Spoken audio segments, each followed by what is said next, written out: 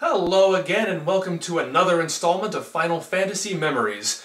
And it has been something of a long time, almost a year, but now I'm back to tell you about my experiences playing Final Fantasy III. And by 3 I don't mean 6 for the Super Nintendo, I'm talking about Final Fantasy III for the Famicom, the version that never came over here, because Final Fantasy III is the last. Well, it was the second of the 3 lost Final Fantasy games, but it was the last one to stay lost. Because first 5 came over on the PlayStation, and then 2 was revamped in 16-bit for the PlayStation as well, and for Game Boy Advance, etc., etc. 3 didn't come over here until the DS remake in 2006, but I didn't play that. I played the Famicom version. So, because, as you know, I'm kicking it old school. And actually, this is the second time I've recorded this video. As you can see, I'm in a different location right now. You might recognize this from some of my earlier videos. I'm taking what I hope, is a well-deserved vacation, visiting my mother. Nothing has really gone quite the way I expected it to. My high school reunion was canceled. I didn't get to see most of the friends that I wanted to see. Our hot water heater broke. And I attempted to record this video a couple nights ago and failed miserably. I should never try to record a video when I'm really, really tired and my contacts really, really hurt. Otherwise you get stuff like this. Buying things is a lot easier.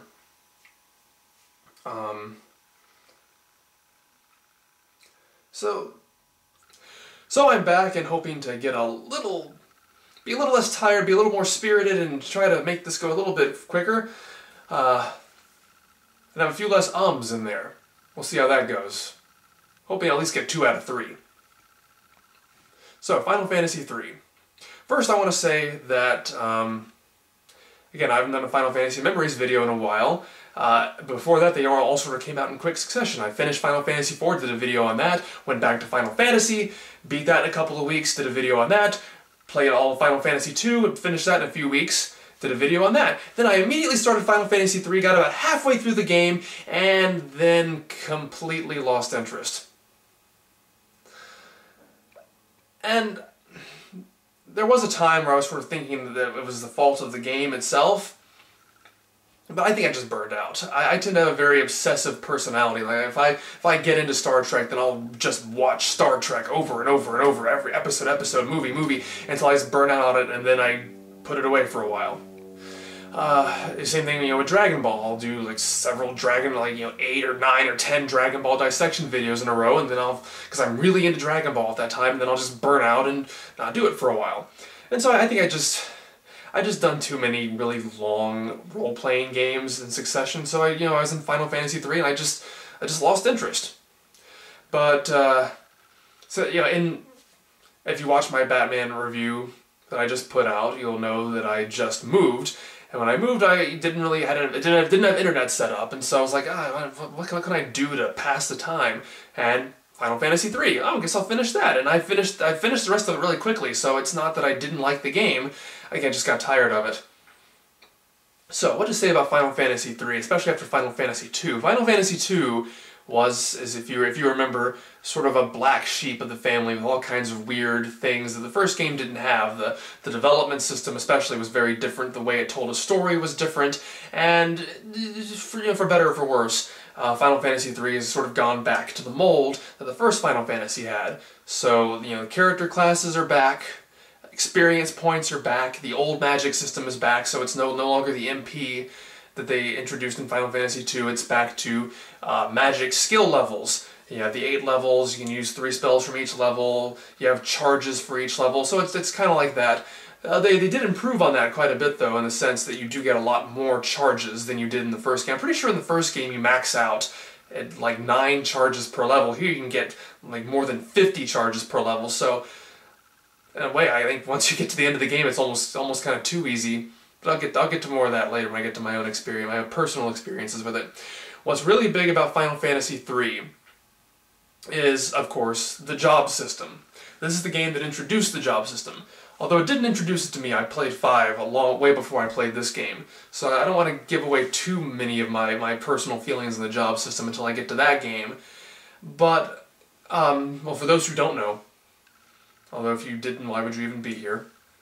This game introduces the class system where, as opposed to the first game where you pick classes at the beginning of the game and you're stuck with those classes aside from being able to change them to advanced versions later in the game if you choose or find that side quest. In this game, you start out as blank slates, kind of like in Final Fantasy II, although even, in this case, they're even more blank slates because they're just 4 little Onion Knight kids that are completely identical except for the color. But you don't keep them as that for very long. You assign them jobs, and you can change out your jobs. So you can have your standard Final Fantasy party of fighter and black belt and mages, stuff like that, or you can have more esoteric classes later on. You have Bard, which I'd never used, a Mystic Knight, Scholar, things like that, and you can Dragon Knight, and so you can sort of build your own party according to what the situation needs. And obviously that's probably one of Final Fantasy's biggest contributions. Final Fantasy V uses it, Final Fantasy Tactics, Final Fantasy X-2. I will say that to a certain extent I've always been kind of afraid of the job system, because I'm one of those kinds of people where if I have a lot of options, it will make me afraid to make a decision. I'll get lost in the options and be like, oh God, if I take it this way, like what if I screw up and once I get later in the game, then it's like all this backtracking I have to do and rebuild this character from scratch, and oh man, I might as well start the game over at this point if I choose the wrong classes, and so it led to some really funny and kind of sad decisions I made the first time I played Final Fantasy V. But I think going through the games in order, and now getting to 3, really made me kind of appreciate the job system more. And that's not to say that 3's is really terrible compared to 5's, but I think now that I've played the first 2 8-bit games, that it caused me to understand what I was doing more, and to really focus on the gameplay more than the story, and just try to be more confident in having fun choosing things. Kind of. I say that in the sense that this game actually kind of works for my neuroses in a way, because it really kind of limits you as to how often you're able to change classes, because this is the first game that lets you accumulate points in addition to experience points. At the end of a battle, it'll give you experience points, but it'll also give you capacity points. And those points are what you use to change jobs. And it's one of those things where your job also gains skill levels, and while those also give you, I think, increase your magic attack multipliers, things like that. They also, the more you use a job, the fewer capacity points it takes to change to that job from something else, and the fewer points it takes to change to other similar jobs. But basically what it means is that you can't really just change jobs on the fly anytime you want. You have to have enough capacity points to do so. And if you run out, well then you're stuck in the job you have. Which, if you really, were interested in experimenting with everything, is kind of a drag. But I think it's the reasoning behind it was that it would keep you, because your character's stats are unique to themselves based on the jobs that you use. And so obviously the bonuses, the stat bonuses you get when you level up are based on what job you are currently equipped as. So if you are a fighter, then you will get, bigger HP gains, bigger strength gains, things like that. And I think the idea was that if you were a mage class, they didn't want you to just change over to a fighter right before you leveled up, so you get those stat bonuses instead. And then have like this super overpowered mage or stuff like that. Something's supposed to limit you. So in that sense, I really did just kind of have to choose role. And I felt kind of like Final Fantasy II in that sense, where I had to make a decision early on, which was, okay, I want this character to focus on this kind of skill, this character to focus on this kind of skill, and just sort of stick with that. And so that made it kind of happier for me, who doesn't like to just sort of jump around to job, and to say, okay, I'm going to focus on this, focus on this, focus on this, and it made it kind of easier. And I know that I'm not sure exactly what the DS version does, but I know they remove capacity points and give you some other sort of obstacle, where it's like your first 10 battles after you change jobs limit your abilities or something like that. I don't know. But then to a certain extent, it doesn't even have entirely unique job classes either, because you have some jobs that are basically just basically class change. Like you have a knight, just like in Final Fantasy 1, where when you get knight, you don't use fighter anymore. You just change over to knight and start over, and he's basically just an advanced fighter. You have karateka, which is an advanced black belt or monk, and you have shaman and warlock, I believe, which are advanced versions of white wizard and black wizard.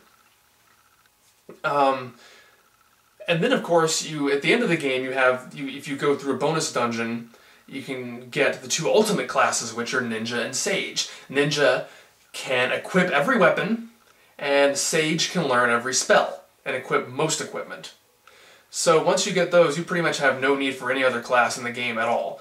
And I've read a lot of material on the subject that pretty much says you can't beat Final Fantasy III at a decent level unless you have a party comprised of all ninjas and all sages.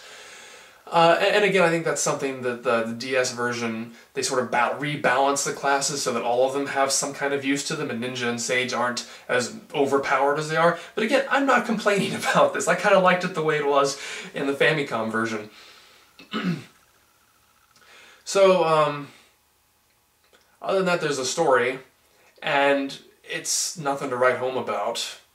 But again, I complained to a certain extent about the story in Final Fantasy II, that it was trying to do certain things and it sort of failed to live up to those ideals they were going towards. And so you just had sort of a random mess of objectives, where just you go to the rebel base and you get your assignment, you go and complete the assignment, and you come back and get your next one, and nothing really seemed interconnected. It was all just random events, and I kept on expecting it to sort of unfold into something bigger, but it was always just, oh, defeat the Empire, and at some point you will, after you do all these other random things. And so the first half of the game feels kind of random from what I can remember. I haven't played this game. I put this game down for almost a year, so I really don't even remember a lot of the things that happened anymore.